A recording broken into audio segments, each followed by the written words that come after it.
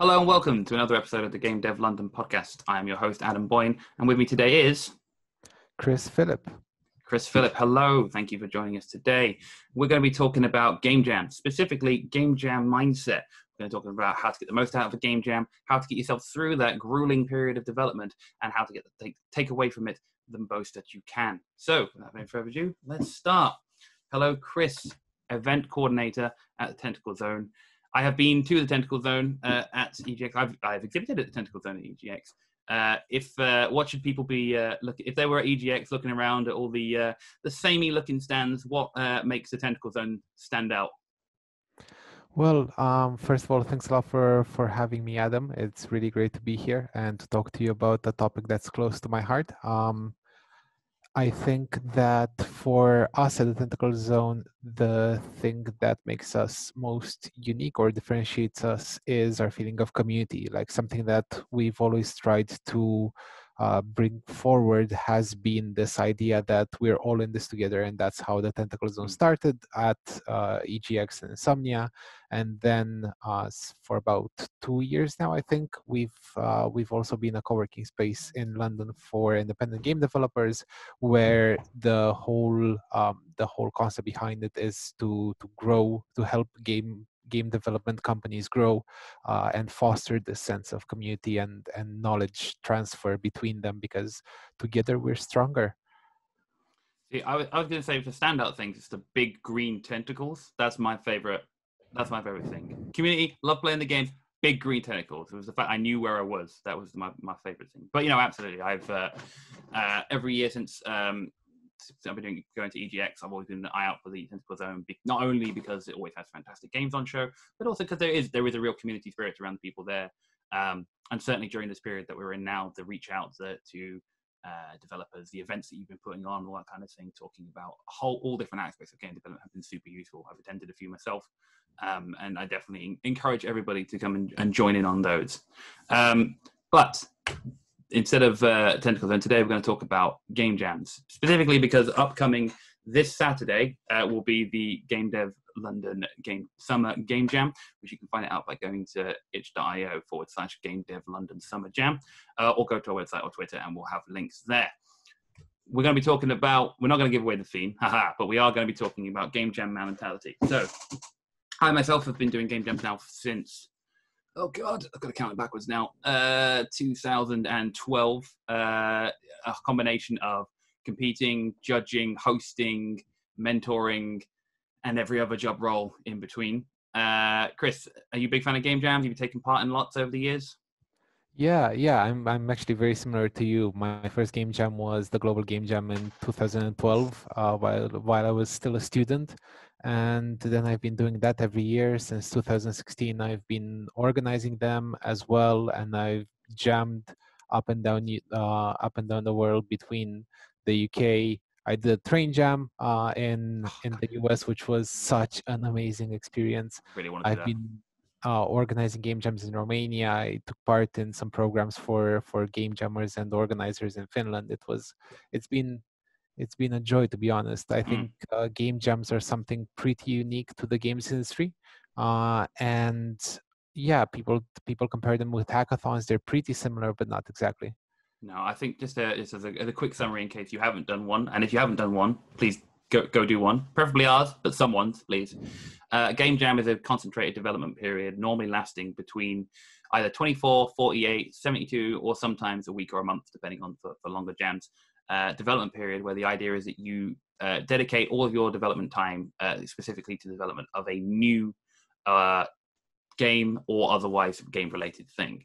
Normally involves a theme set at the start, normally involves a team, and the rules vary wildly jam to jam, but the idea really is that you turn around something in a short period of time that you didn't think was possible. One of the key things for me as well, especially when you talk about in comparison to hackathons and things, is it is an expression of creativity that you just can't get anywhere else. You will be shocked at what you can produce in that period of time. And it's also one of the quickest ways that you can learn skill sets. So, for example, the very first game I ever made was in a game jam, and I look back at that game now in horror at how terrible that game was. But the thing was that before it, I'd never made a game. I'd never built anything like that. And coming out of it, I was still a student. So the skills that I learned, it meant that I could do better on my grades because I actually learned, the basics of player input. I learned I learned about game states, staging your game into different sections, the menu, and then playing the game and pausing the game and all this kind of thing. And that sort of leads us into the game jam mindset. They are going into these sort of really intense, voluntary development periods is about setting your mind up before going in to make sure that you're going in with a clear head about what you want to achieve. Now, me personally, I normally go into a game jam looking to create something new, to develop a skill. What are you normally looking for in terms of when you're going into a game jam? What's key for you about mindset? Well, I think the most important thing is to understand the idea that you need to set an intention for yourself, and that intention may be different than I want to make the next big game, or I want to win. There's a big discussion going on about should or shouldn't game jams have prizes, and I think there's good arguments on both sides. But whenever I've done a game jam and I was happy with the result, I was going into it with a main idea about what I wanted to do, right? So I wanted to go in and make a playable game from start to finish, which is a very good intention to set, or I wanted to go in to learn more about working with a certain team, which is something that I did while I was hired in a AAA company, but I was relatively junior and I was working with a team of developers I hadn't worked with before. And the main thing was I want to learn how to work with these people. How do we communicate best? How do we use a good product management framework and things like that? Or it might be, as you said, learning a new skill. So I think in 2015, when I did the global game jam, I went in with the mindset of I really want to learn to use I think it was Spline or something like that, a Unity plugin that allows you to do 2D animation. And that was really cool. So I did that. So my goals were around learning to do that and around properly chronicling a game jam. So I kept a blog where I was talking about it talking about our game development process throughout the 48 hours. And I did those two things and I was really happy with the end results, and the whole team was quite happy with that. I also have a negative example for that. So when we were doing the train jam, I went in, I knew nobody there. It was my first time in the US. The train jam is a 48-ish hour game jam that happens on a train that goes between Chicago and San Francisco, ending at GDC, right? So I didn't know anybody. It was my first time in the US. It was a complete fish out of water thing, but I really wanted to prove myself. And I was like, oh, I'll go in, I'll find the team, we'll make an amazing game. We're going to be shortlisted in the showcase that happens at GDC. And that was an absolute disaster in terms of how the game itself went. Like, we weren't able to finish the game because I didn't really understand what the whole train jam was about, which is about networking. It's about meeting other people, and it's about making something that's interesting and wholesome. So I went into it with this whole performance mindset of I want to make the best game ever, but I hadn't really read the room and didn't really understand what the jam itself was about. So that's why I think it's also important to look at the description of the jam and understand who the other jammers are going to be. I think one of the things that shines through in there, and it's something that I would absolutely back up, is that if you go into a game jam trying to win, you have missed the point, because they can be like, and this is the thing why one of the reasons why Global Game Jam is just not competitive in any way. Obviously, the gamedev.london one is, and as you said, there's reason for both. But the problem with going into a game jam to win is you have no concept of what anybody else is building. You can go around and look and this kind of thing, but also bear in mind that the most of the game most of the game will be made in the last 2 hours, because that's just how it works.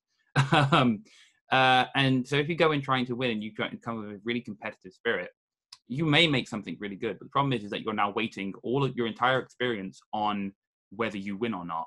And depending on the jam, that could be, there may be only one winner. It may be hyper competitive. The odds are, though, that you are unlikely to, unless you come first, you're unlikely to win.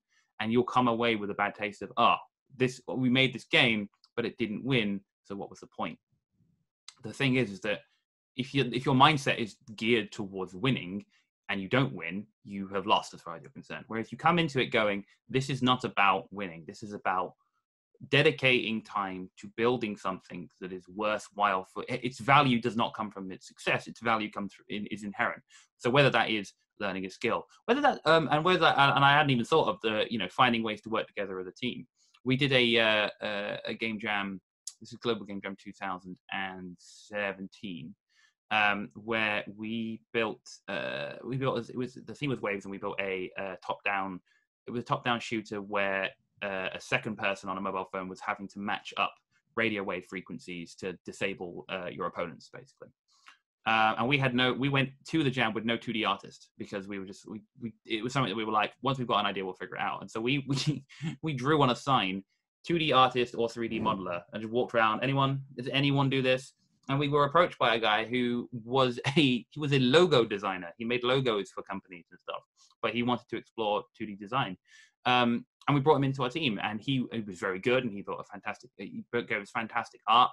And we ended up hiring him for a contract later in the year because he was super useful, and we wanted to work with him again. And there's definitely an aspect of game jams are as much a social experience, they are as much a learning experience, a team building experience, as they are a competitive experience, if not more so, to be honest. And I think you hit the nail on the head by talking about it in that sense. Especially in digital jams, there's an aspect that I prefer doing jams physically and being there. I think there's something about working together like that is great, and that sort of ecosystem. But when it comes to digital jams, I think it's vitally important that you do the same things. So moving on from talking about winning and stuff, when you get into that stage where you are going to the end of a jam, obviously the last 2 hours are going to be a real intense experience. Where do you want to be in that situation? If you were coming into a jam, what's important to you at the end of a jam? I'm doing this in reverse, but where do you want to be at the end of a jam? What do you think is important? If you were coming away from a jam, where do you want your mind to be at? Well, I think it's important to always understand where your game is and where your team is and where you are. A lot of the time, everybody's going to be quite tired towards the end of a jam, no matter what the duration is. And it's good to acknowledge that. It's good to acknowledge that you won't be able to fit everything in your game that you wanted to. And it's good to understand that a lot of the time, the best things you can dedicate the last few hours to are just polishing whatever it is that you have based on player feedback. Because as you said, game jams are a very social experience, whether you do them remotely or in person.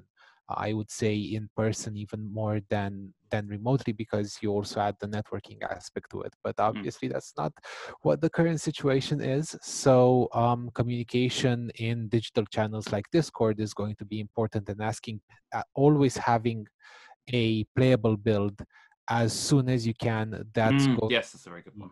That's going to be uploaded somewhere, and asking people for feedback is going to be very, very important. Whether those people are jammers or that they're just like friends and family, that's very important. I think generally that's what I focus the last 2 hours on. It's just kind of like regrouping, seeing where we are, seeing what the feedback is on what we have, and then just doing any minor final touch adjustments that we have, such as adding a logo or adding a menu, or doing quality of life accessibility improvements, such as, do we have the instructions for the game anywhere? Like, do we have a screen that says use WASD to move, or this is the goal of the game? You'd be surprised how many games I've seen and how many games I've done where the goal of the game wasn't stated as the first thing that you saw, and I feel that's quite important to have in a game that's going to be played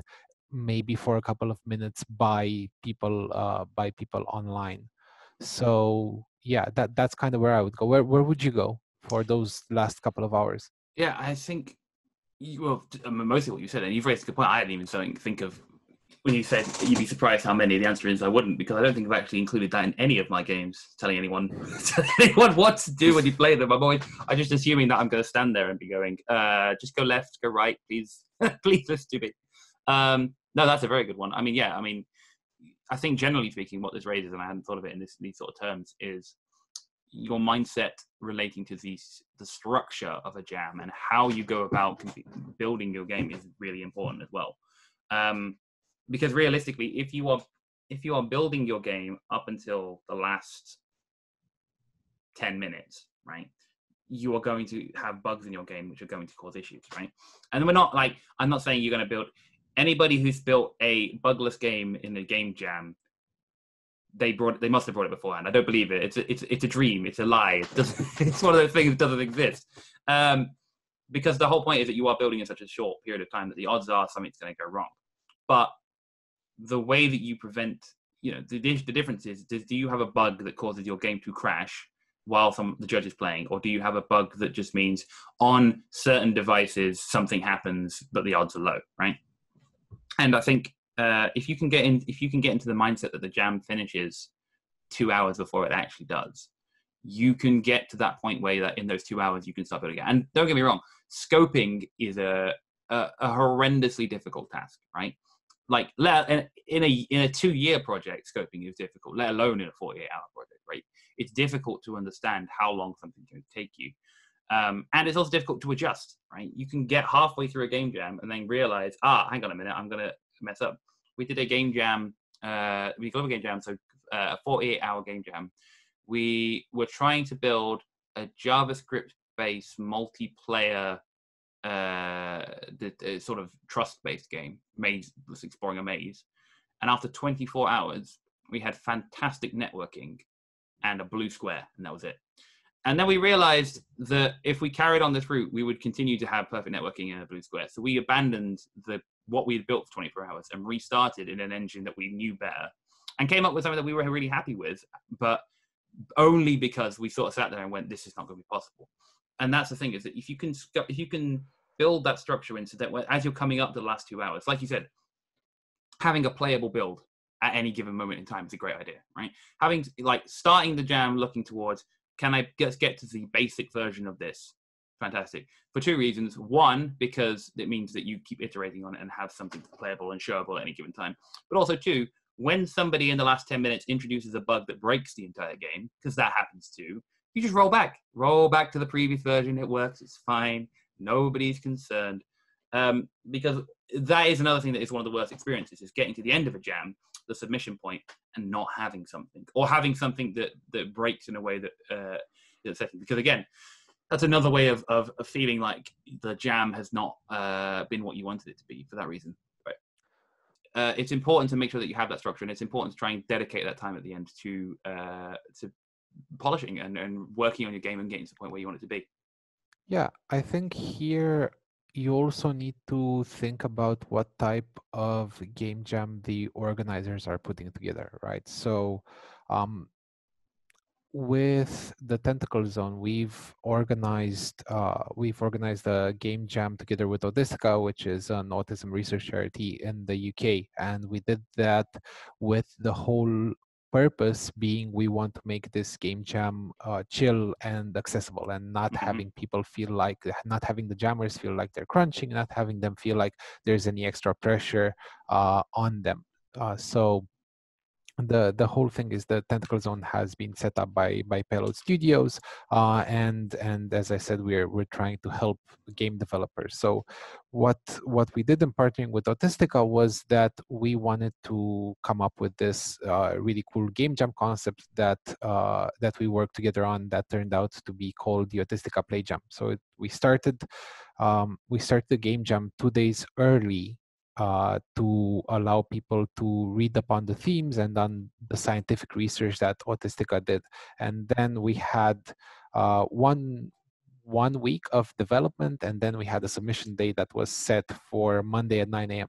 However, what we did tell people was that they could still submit games afterwards, basically allowing them to continue working on their games and not worry about the fact that they may have missed the submission deadline, because as you were mentioning, if you're going to do a game jam where you don't have prizes necessarily, you want people to put forward their best foot, right? So if somebody needs an extra hour or an extra day or an extra week maybe to finish what they're working on, we allow them to do that, and we've seen some really great results come out of that. We've had people come to us and say, I was really stressed that something happened over the weekend before the submission date, which it always does. As you're saying, you're always going to put the most time into the game you're working on just before submission. And I was really worried, but the fact that you folks let me submit a bit later, that really helped me, like, mentally, right?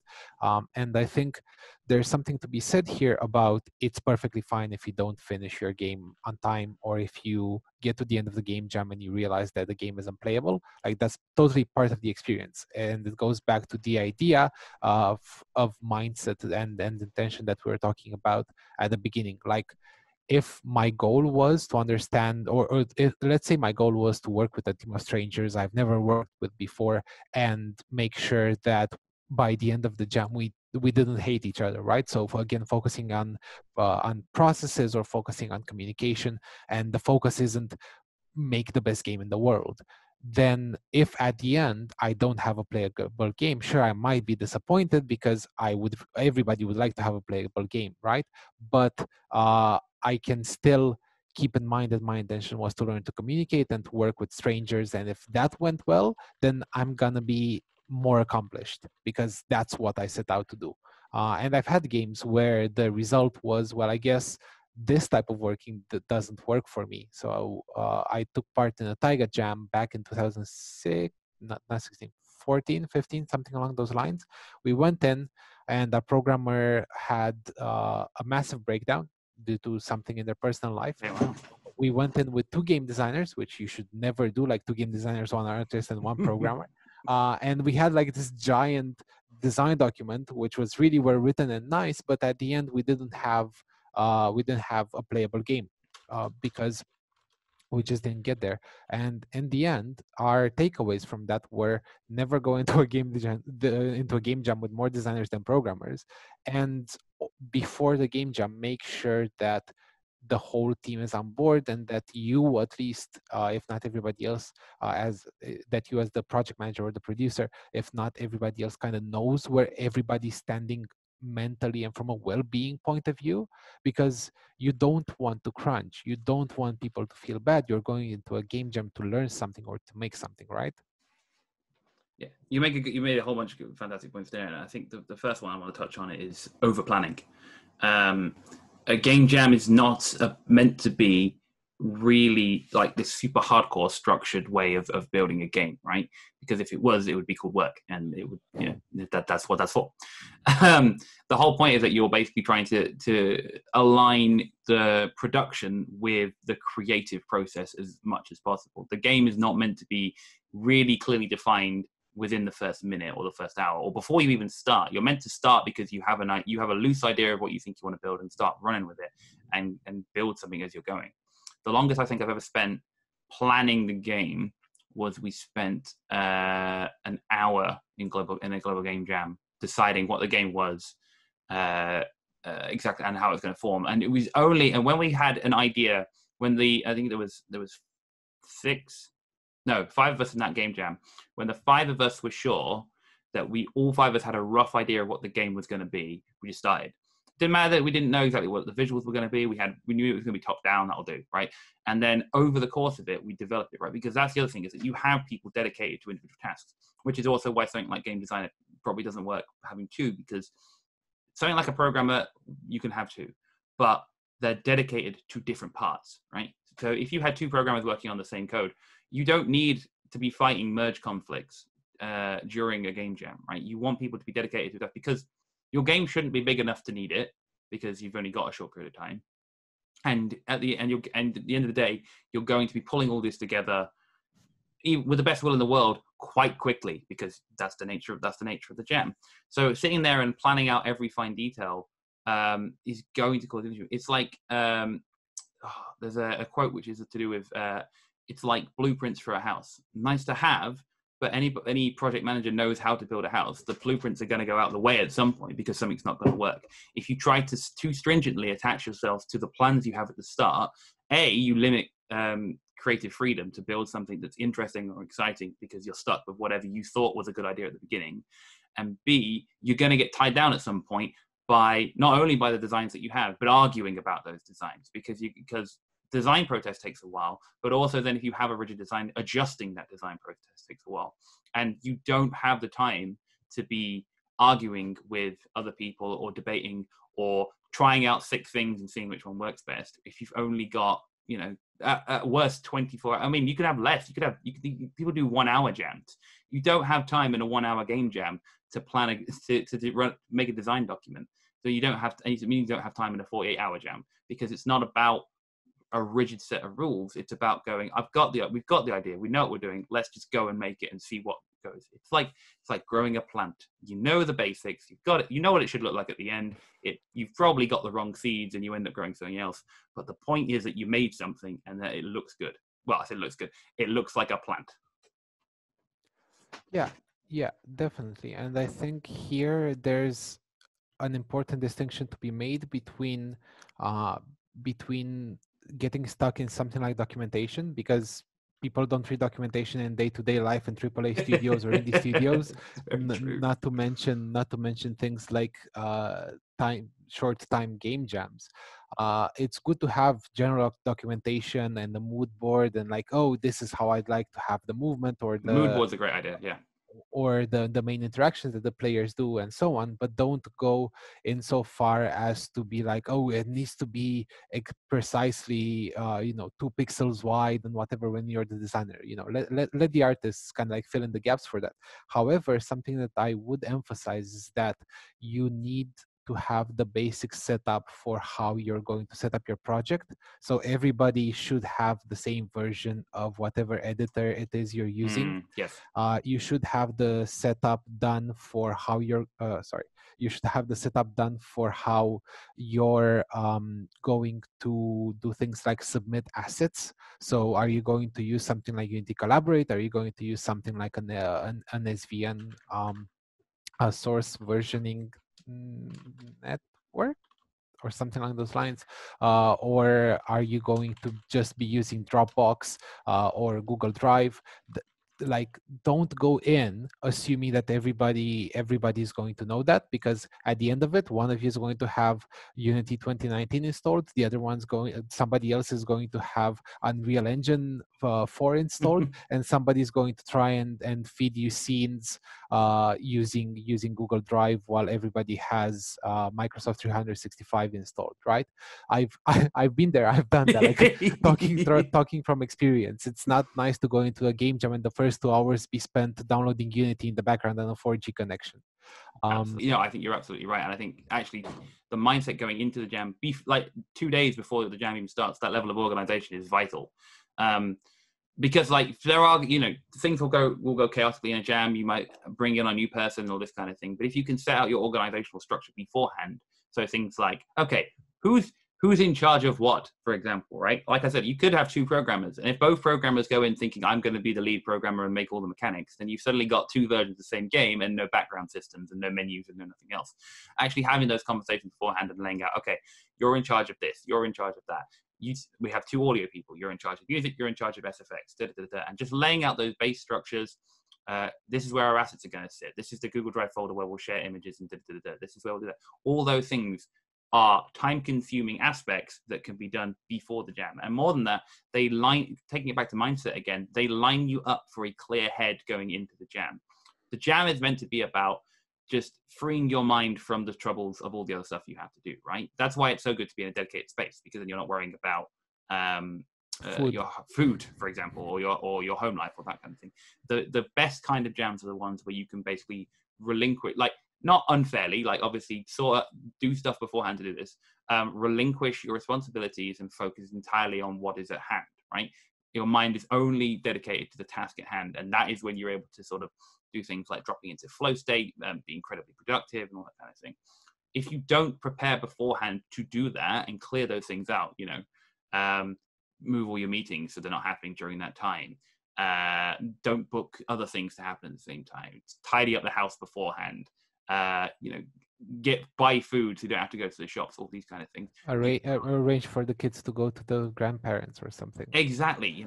All these kind of aspects of the things that if you can get them done beforehand, do, because then they don't even have to cross your mind at any point during the jam, and you can just focus on the task at hand.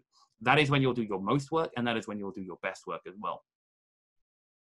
Yeah, and I think here it's important to also focus on communication. And the best game jams I've had were ones where we quote unquote had 2-hour sprints or something along those lines. 2 to 4 hour sprint catch-ups where we were like, okay, at 1:30 we're going to take a break, we're going to grab some food, we're going to talk about where we are, where we want to be in 2 hours or in 4 hours, and that helped immensely every time. I've never had a successful result come from a game jam where I was like, okay, so we don't know when people are coming in next day, we don't know where people are signing off, let's just, we're going to catch up individually in pairs instead of catching up together as a team, and we don't really know when. And at some point somebody might be like, oh, I have an error, and I'm like, oh, I'm still setting up my scenes or whatever. And I think it's important to keep in mind that if you over communicate, it's going to be better, as is going to be better for your project overall, as long as you said, Adam, you keep in mind the idea that everybody needs a flow state, or everybody can go in a flow state. So you should also set some sort of boundaries where it's like, you know what, over the next 2 hours or over the next 4 hours, or until I let you know in the next 4 hours, I don't want anybody buzzing me because I need to focus on getting this physics system done, or I need to focus on getting this animation done, or I need to focus on getting this, I don't know, theme music or game design document or whatever it is done. And I think that's quite important. Yeah, and this is where normally if I was in a physical game jam, it'd be the difference between me putting on and not putting on headphones. If I have headphones on, please just leave me be. I'm just focusing on my thing. When I'm at home, I have it for phone calls. I bought a while ago. I bought this lovely mushroom here that lights up when it's pressed and also makes a nice noise. That's the end of this video.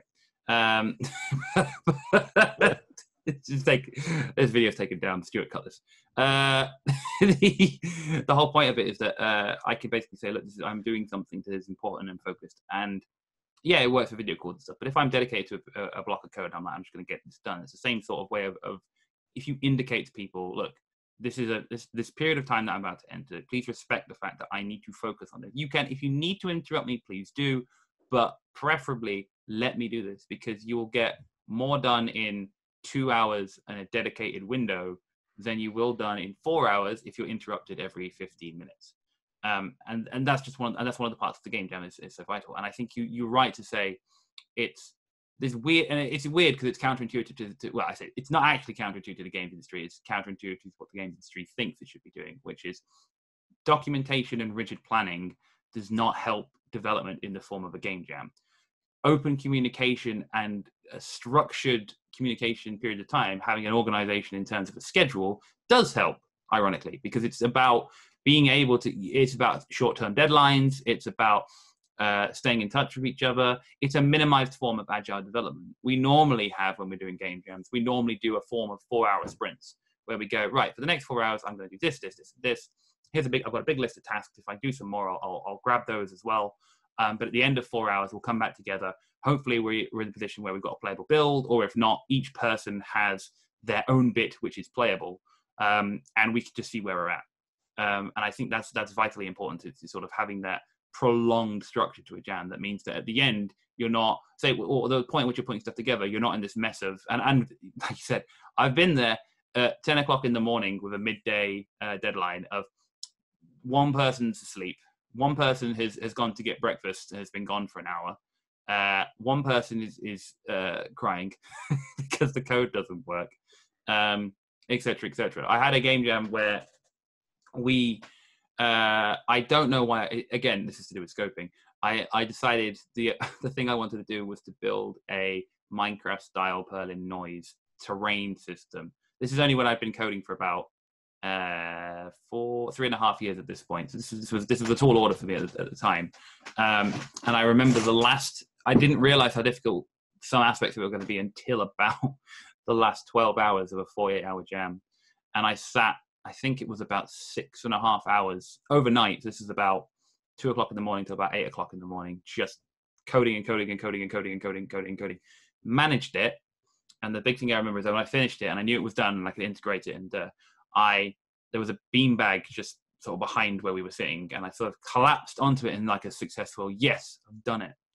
And then my teammate was like nudging me, and I was like, oh, just give me 5 minutes just to like chill. And he said, Adam, you've been asleep for an hour.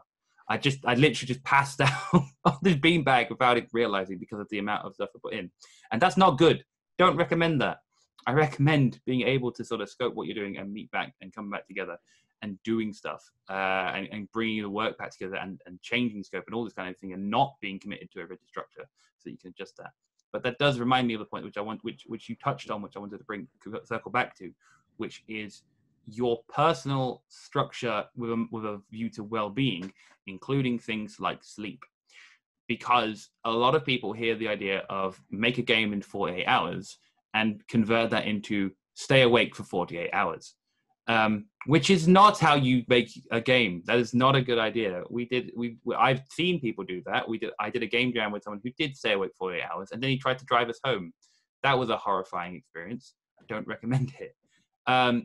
So in terms of, I'll talk about how me and my teams have structured that, but I want to hear your thoughts, Chris, on in terms of structuring a game jam period with a view to your own mental and physical health and well-being, especially talking about sleep as well. Well, I think when I originally started doing game jams, and again, I think I was 18, 19, that was me being like having the same mentality where it's like, oh, we have 48 hours. That means that it's work for 48 hours and don't stop. And I started there as well, for sure. Yeah, and you quickly realize that while that's doable, it's not the best way to produce results, and it's not the best way to not have regular breakdowns, right? I think the way that I approach it now is very similar to the way that you have a lot of game companies approach work hours. It's like you have your core hours. Let's say, it's 10 to 4 or 10 to 6 or whatever. Or in a game jam, it might be slightly longer than that. But try and make sure that people know that you need to be there in the morning at whatever time. And everybody is encouraged to not stay up later than hour X. And then everything else is kind of like up to the individual. You might have people that work better during the evening. You might have people, or that could be due to the way that they work or due to their circumstances if they're working from home. Or you might have people who are early birds and they like to wake up at 6 and work while it's quiet outside or something along those lines. So try and have your core hours, and then make sure that you understand that everybody understands where everybody else stands. Make sure that you get at least, 6-7 hours worth of sleep, if not more than that. And again, this is going to depend on everybody. And I think a very important one here is make sure that you take screen time off. Whether that's just breaks or whether that's, let's have a tea or let's have a drink and just chat about the game and where we are, and that might bring a lot of cool ideas to the table or a lot of cool resolutions to the table. Because if you're just work mode on, you will miss a lot of things, and you will miss a lot of easy solves, and you will miss a lot of feedback that might help you. And generally, the role that I go in with is as a game designer, as a producer, or sometimes as a programmer. And I've had a lot of times where solutions to problems that I had, or solutions to overly complicated systems that I was designing, came up from just going out and having a walk and chatting about how the game jam's been going, or chatting about some games that we've been playing. And we're like, oh, actually, we don't need to do it like, this. We can just like streamline it. That's kind of how I would approach it. But yeah, definitely allow yourself time to rest, allow yourself time to eat, time to have bathroom breaks, and generally time to disconnect. If you think it might be good to just have a chat with your family during the game jam, because that's going to help you boost your morale, by all means do that. For example, what about you? I think one of the key things, especially coming from that, is that if you scoped your game to require you to not, so that you can't sleep during a game jam, you have misscoped your game. Like, no game that you can build a game jam requires you to not sleep. You can change the scope. You can make a smaller game. I can say, like, the games that I made in game jams before, when I, didn't sleep or slept like 2 hours over a 48-hour period, compared to the game that I'd make now in the same period of time, the ones now are much better, of a higher quality, and much finished, which is also because I'm a better developer, but also because of the fact that when I wake up, I'm like, I know what I'm doing. And you're less likely to get stuck in these sort of loops where you're just sort of, and like I said, the 6-hour period where I was focused on developing one thing, because your brain is just not as functional as it is when you've had a rest. And I think, and that also leads into your point, which is, if you are getting stuck on a thing, whether that's, you just can't quite nail that arm if you're designing a character, or you're stuck on a particular algorithm or problem or whatever it may be, the solution is not to sit there and just go, I will get this done, and just focus, because you'll lose hours really quickly circling this problem. And the solution is normally, or at least a part way to the solution, is to just walk away. And that's the thing, is that a game jam it's view it as a dedicated period, but not as every minute is devoted to it. Like, go and have lunch, kind of a thing. And it's a shame, because in a physical jam, the thing I would do in that period where I'm just like, I should need a break, one of the things I do is go and look at other people's games. This is not, and this is the thing of going back to the competitive point, it's not designed to be a hyper competitive point. This isn't, unless you're doing the winner of this jam gets £1 million and everybody else gets nothing, right? Nobody is walking away with something so stunning that you are hyper competitive with everyone. Plus, also, people are going to be making vastly different games than you are, right? Even with the same criteria. Like, we did a jam where one of the teams we were speaking to gave us a music sound file for our game, because we're just working together. Yeah, and flipping the tables on this a little bit, as game jam organizers, this is also our responsibility to make sure that we give people the opportunity to take a break.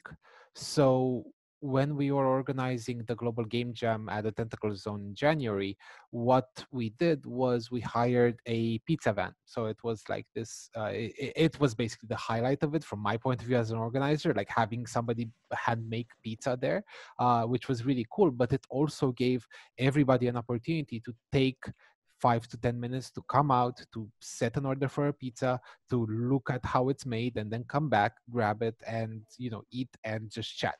And what we saw was that people were kind of like congregating. They were networking maybe for the first time. They were seeing what the other teams were doing, and we also used that time to ask the non-digital game making teams. So these were teams who are making card games or board games, to bring their games down and to just have people play them. So we kind of use that as an excuse to play test.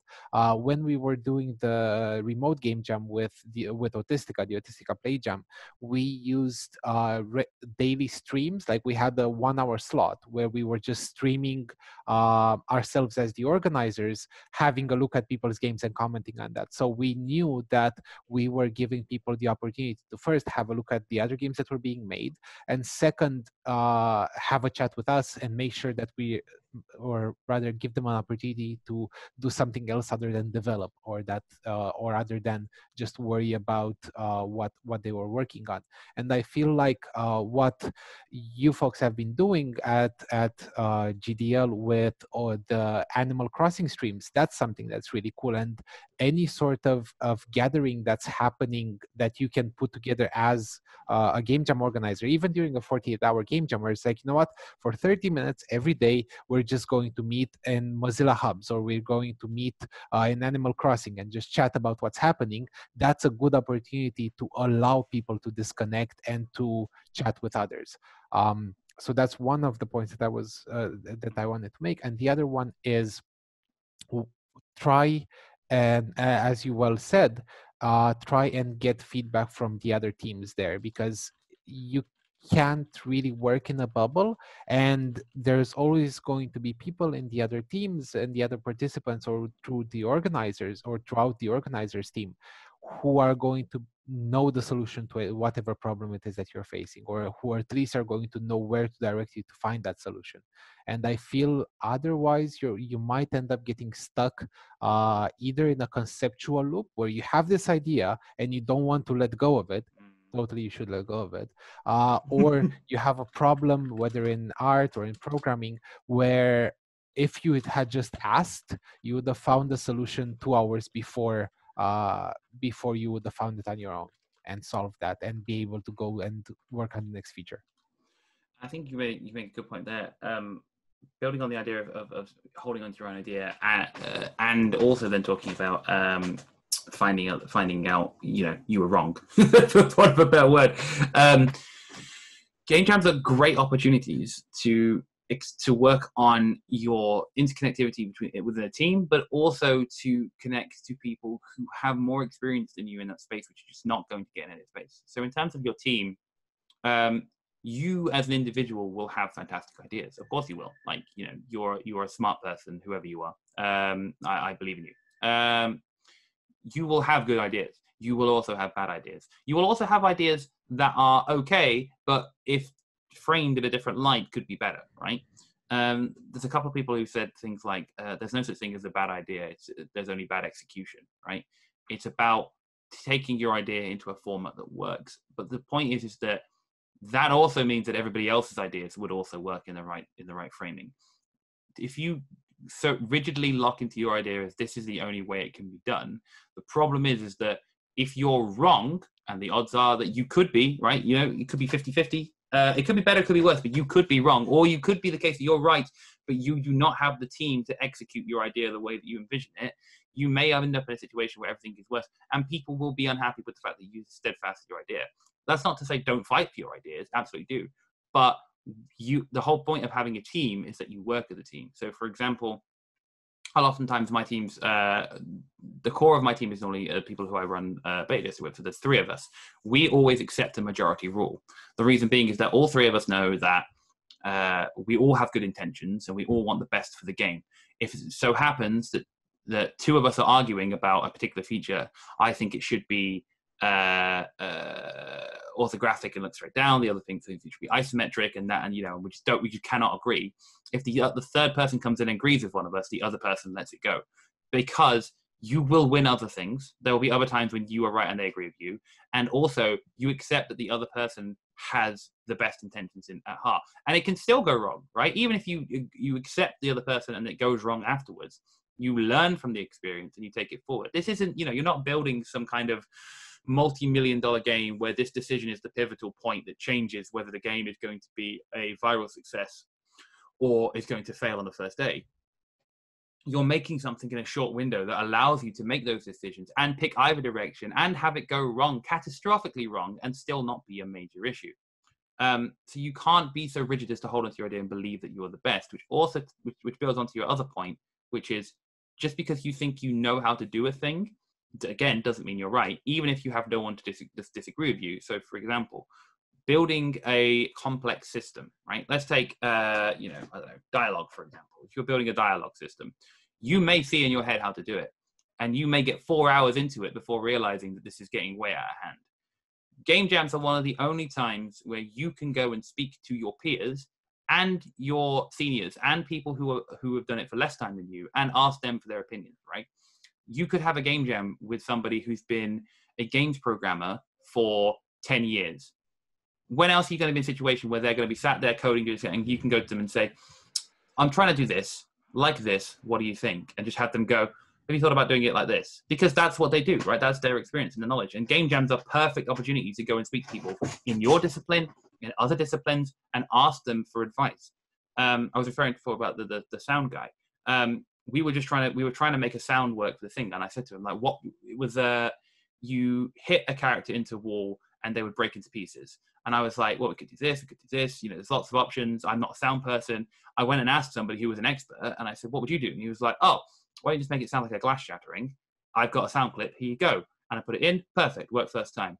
And that only happened because instead of debating it, considering it, Googling it, trying 8 different effects, I asked somebody who was an expert because they knew better than I did, and they were able to feed back to me. And now I know, and I asked them about why they came up to that idea. I learned about the process, and then next time I could be in a situation where I could use that knowledge to better effect in a future jam.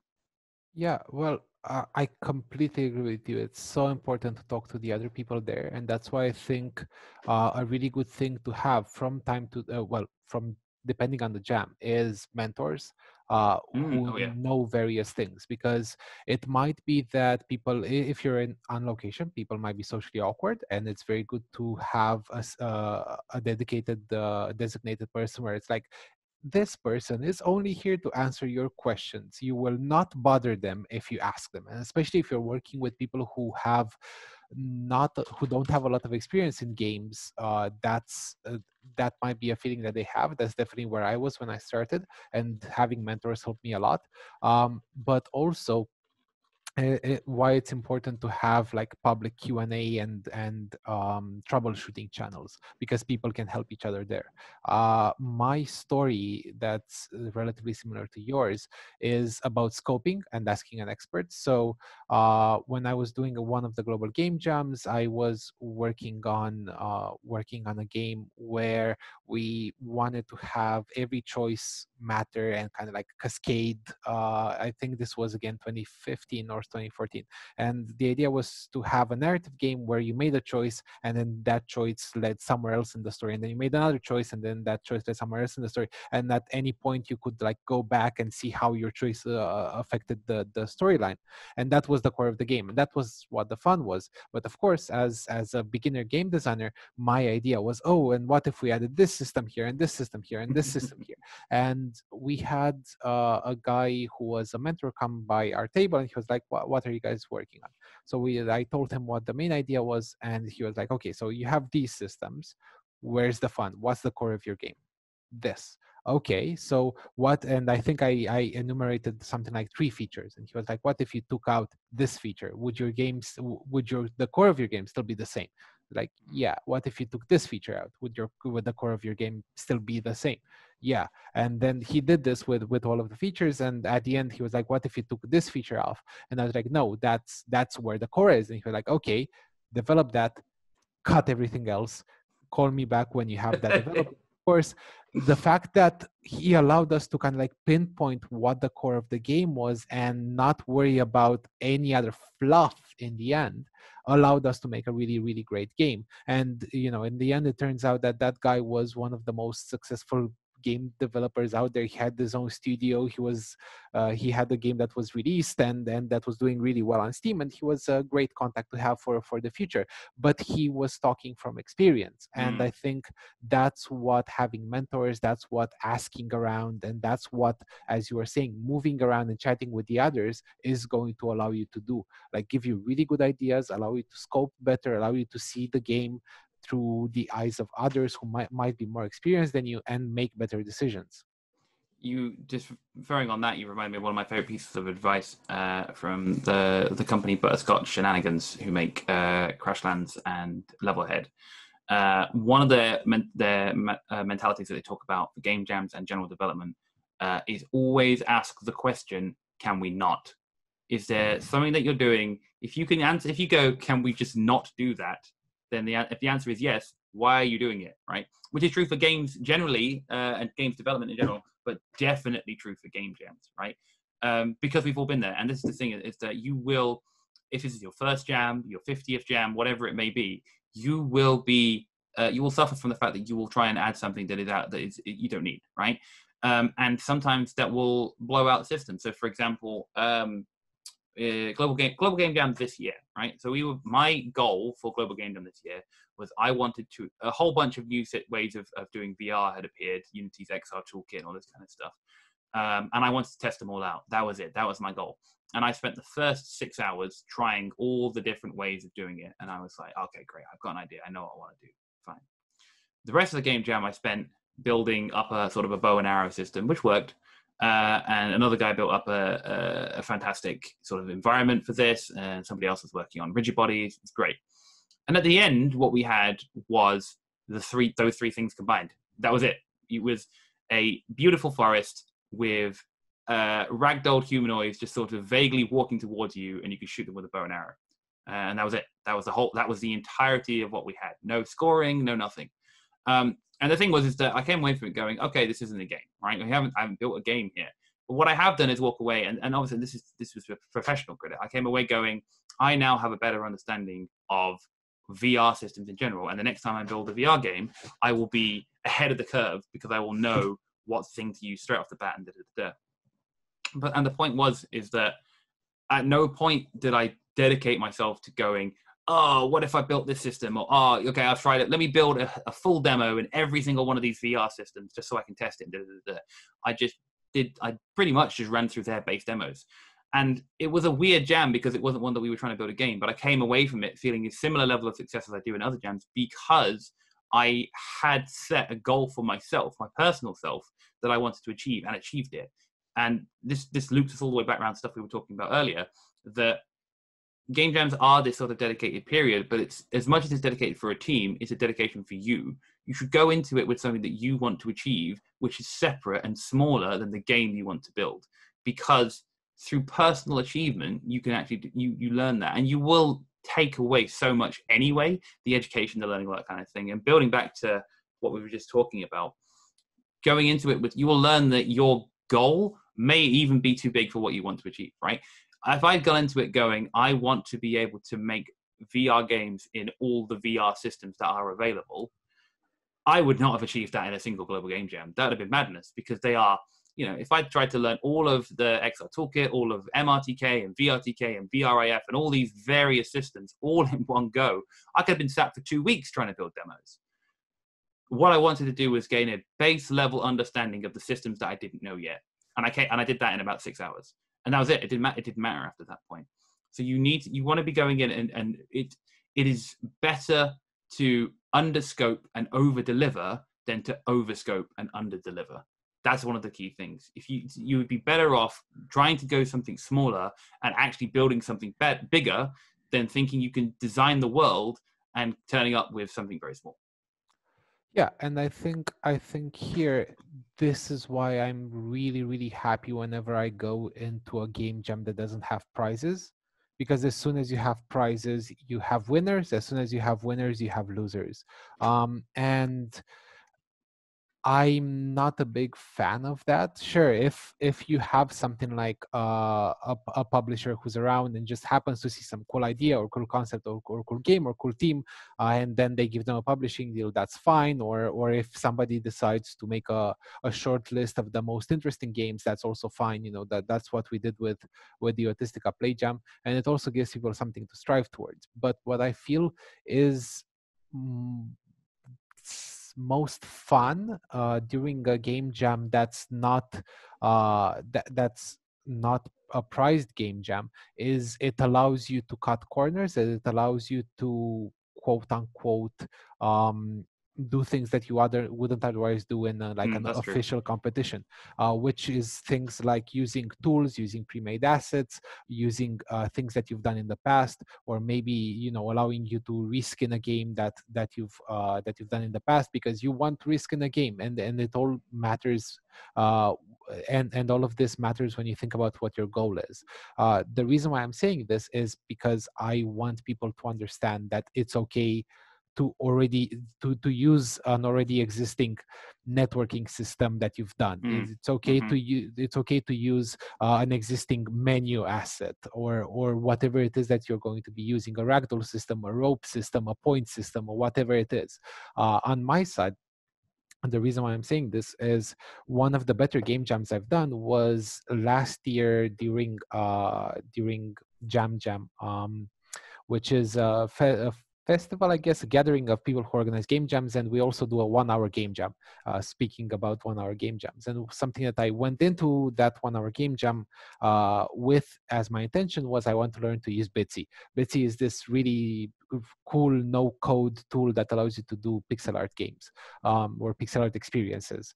And I was like, I want to do something cool, and I want to do something cool for my partner. So I went in and I was like, in this hour, I want to make a game. I'm gonna learn Bitsy, and I'm going to do something about cats. So I just spent that 1 hour drawing little cats and putting them together in Bitsy and navigating between two or three screens. And that was it. And I was really happy I was able to do that. I was really happy I was able to gift that to my partner and be like, hey, play this thing I just made, which is a very powerful thing to do as somebody whose partner doesn't like work within the games ecosystem. And again, the takeaway from that is I went into it saying I want to learn Bitsy, I want to do this for my partner. I didn't know, I didn't go into it saying I want to learn programming or I want to learn to do networking or something along those lines. It was, I want to use this tool. And I think people should use tools more. And I think using tools like RPG Maker, for example, which has a wide array of systems, can allow you to focus a lot more on the storytelling or on your personal goals than on just learning how to program basic movement, which may not be your goal. Because like if your goal is I want to tell a story about bullying, you don't want to learn to, you don't want to remake the universe just to be able to do that. I think, yeah, and I'll address the 2 points. I think certainly the best games that you'll ever see come out of a game jam are because that team came in with something that they'd already built up from another area, right? They'll have libraries, they'll have assets, they'll have, that's one of the things that companies that go on for longer are quicker at doing stuff, not because they're just naturally better, but because they built up a bank of resources that they can utilize to make stuff. We have a utilities script that we use in every game because there are certain things that, I don't need to write how to get a random number between a range of variables 1,000 times. I've written it once, I put it in the script, there we go, call it done. And that means I will do that thing 5 minutes faster than somebody else does it, and therefore, and you just build up a bank of these. There is a difference between using assets to build your new idea and asset flip, which I've talked about in the terms and conditions of the GDL Jam. If you just try and turn something that already exists into your own by just renaming it or repainting it, then again you've missed the point of the jam. The point of the jam is to build something for yourself. That doesn't mean you can't use other people's tools. You can't use systems that exist or assets that you own or things that you've made yourself. But it's about and this is to your point about the non-competitive. It's about creating something for yourself that you are proud of, not using something that already exists. Now, I will contrast you a little bit because I prefer competitive jams, but I don't go into them with the mindset of winning them, which is slightly counterintuitive. But the reason is that I like having that undercurrent of directed development. I like that I'm building towards something. Yes, okay, I'm not building toward, if I'm not trying to win, then am I really directed? The answer is yes. I like the fact that generally competitive jams are more likely to have a showcase period, that there's an element of comparison. I learn from that comparison if I'm going around and looking at other people's games. The fact that they're probably going to look at my games and give me more feedback, because normally a lot of game jams will have that bit like a player's choice award where everyone is encouraged to play each other's games and that kind of thing. I like it gives me a sense of a slightly more directed sense of purpose when building the game, that I feel like I'm building it for something, even if the prize is pointless, right? It's just you came first, well done. You don't gain anything. There is a sense of direction that I like having. It's not vital, and I very much enjoy non-competitive game jams as well. It's just that's my personal preference. But I totally get the point of I probably am less likely to I'll still go with something that I'm like, I want to learn this new thing, but I'm less likely to freely experiment. So for example, the VR stuff I was talking about before was in a non-competitive jam. I am unlikely to do that in a competitive jam because I feel like I need to build something. But then equally, I'm more likely to come out of the competitive jam with something that I'm proud of in terms of like a deliverable, a game, or something that I want to work on in the future than I am a non-competitive jam where I've built something that I am like, yeah, that was really cool, but it's with that jam and that period has passed and now I move on. Which I think takes us on to the last thing I think is what we should talk about, which is post-jam where do you want to be post jam? You finished, you've got a game. I think, and this is what important is, that there are two ways to look at it, and well, I want your opinions on both. One is that was fun, and letting it go. Like, just because you built something doesn't mean that becomes your new focus, and you've got to turn that into the next $1 million game. And being able to have that mindset of, I'm going to build something really great for 48 hours, and then I'm going to leave it and it's gone.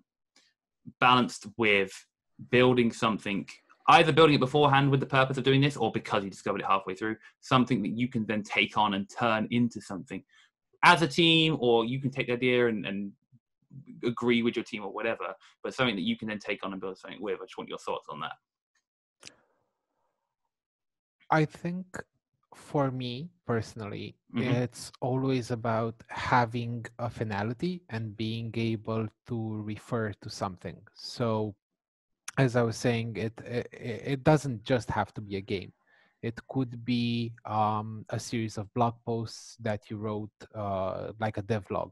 And at the end of the jam, I'm like, oh, I have this. These are my learnings. If anybody asks me what I learned about game jamming, I'll just give them this link. Or it might be that I end up sending an email with a summary of the game jam to everybody in the team.